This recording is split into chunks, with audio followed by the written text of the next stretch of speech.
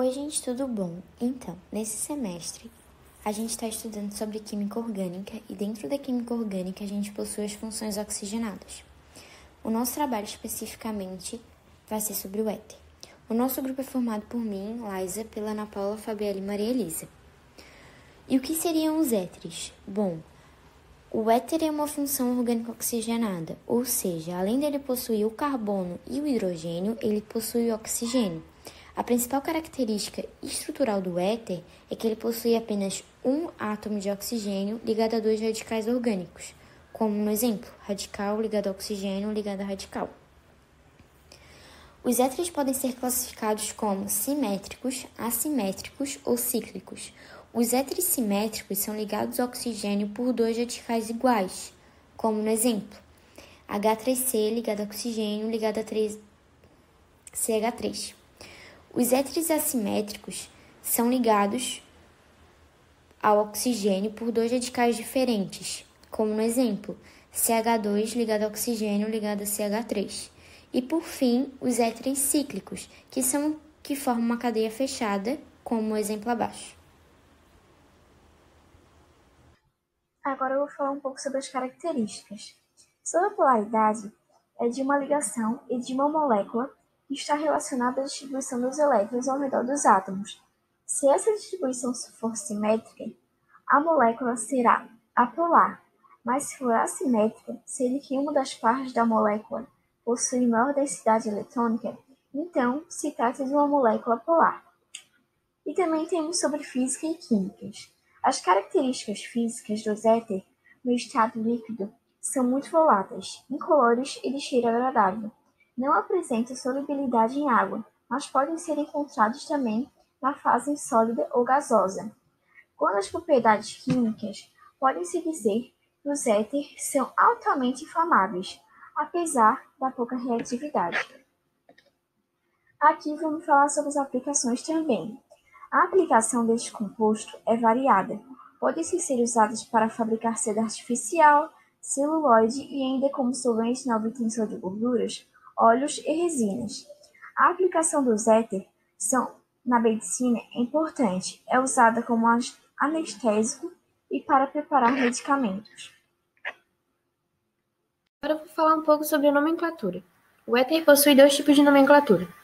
Tem a nomenclatura que segue a regra fixa estabelecida pela União Internacional de Química Pura e Aplicada, IUPAC, e tem a regra usual, que é mais conhecida e utilizada nos vestibulares. Na nomenclatura oficial pela IUPAC, utilizamos o prefixo do radical menor, que são os prefixos utilizados de acordo com o número de carbono, mais o oxi, mais o prefixo do radical maior, mais o infixo, de acordo com o tipo de ligação, se é simples, dupla ou tripla, mais o O. Ou também o radical mais o radical, que seria o prefixo mais o IL, mais o éter. Na nomenclatura usual, é um pouco diferente. Utilizamos o éter, depois o prefixo do radical menor, mais o IL, mais o prefixo do radical maior, mais o IL. Temos duas observações antes de realizar a nomenclatura. Na nomenclatura oficial da IUPAC, se a cadeia for ramificada, a ramificação deverá vir antes do prefixo do radical maior. E uma outra maneira, também aceita como nomenclatura oficial, é colocar os radicais em ordem alfabética. Agora vamos para os exemplos.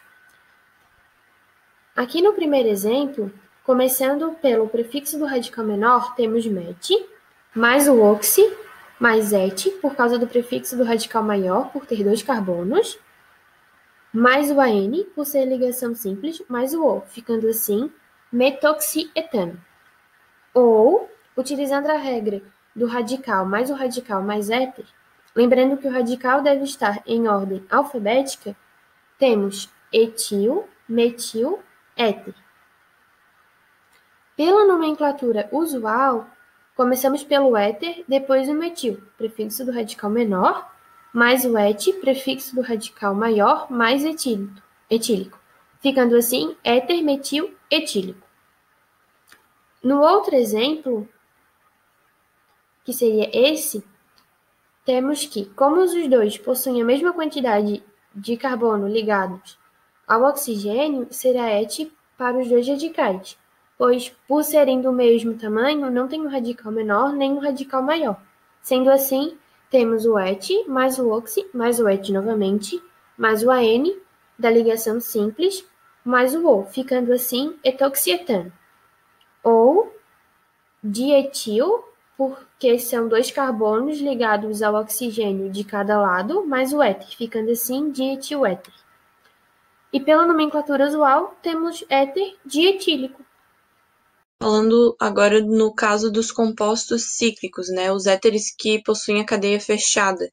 Eles são denominados como epóxidos. E o que são epóxidos?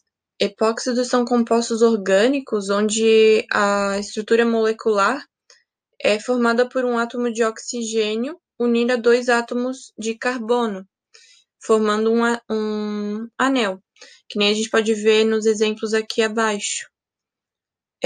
Então, como que a gente denomina, né, a nomenclatura desses compostos cíclicos? A gente pode ver que todos eles começam com epóxi, né, de epóxidos. Então, no primeiro exemplo, a gente tem o et, né, epoxietano. Et a gente viu que quer dizer de 2. Então, a gente pode perceber aqui que o carbono está ligado a 2, o oxigênio, melhor dizendo, ele está ligado a 2 carbonos. No segundo exemplo, 1,2 epoxipropano. Prop, que é de 3, então na cadeia a gente tem 3 carbonos, e 1,2 no caso, a posição, né, onde que o oxigênio ele está ligado. Ele está ligado, então, ao carbono 1 e ao carbono 2. No terceiro exemplo, 1,4 epoxibutano. But, que é de 4, temos 4 carbonos na cadeia, e 1,4, então o oxigênio está ligado ao carbono 1 e ao carbono 4. No quarto exemplo, 1,3 epoxibutano. De novo, a gente tem o but, que são 4 carbonos, e 1,3. Então, o oxigênio está ligado ao carbono 1 e ao carbono 3. Agora, falando da ramificação. Então, com ramificação, como é que a gente faz? Então, antes de montar a nomenclatura, né, o nome oficial do éter, a gente tem que identificar os radicais maior e o menor. Aqui a gente pode ver que a gente tem 4 carbonos. Desse lado, a gente vê que tem 5. Então, de cara, já dá para perceber que o radical menor seria esse, que nem a gente pode ver aqui embaixo, né? Radical menor e o radical maior.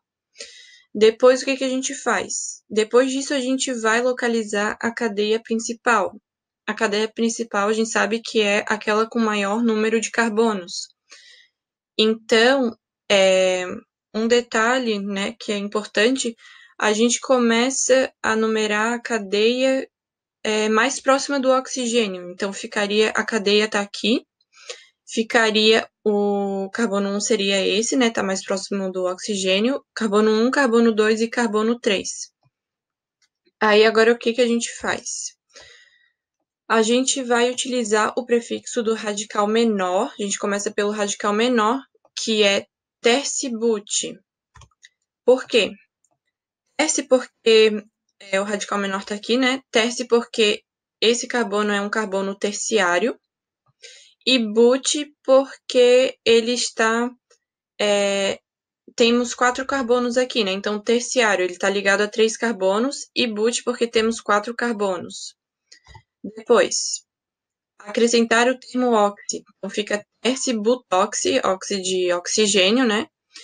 E depois escrever as posições separadas por vírgula e o termo dimetil para indicar os radicais na cadeia principal. Então, a gente vai ver onde é que está a ramificação. A gente vê que temos 2 metils, né, no carbono 2. Então, ficaria 2,2 dimetil. Dimetil porque temos 2 metil.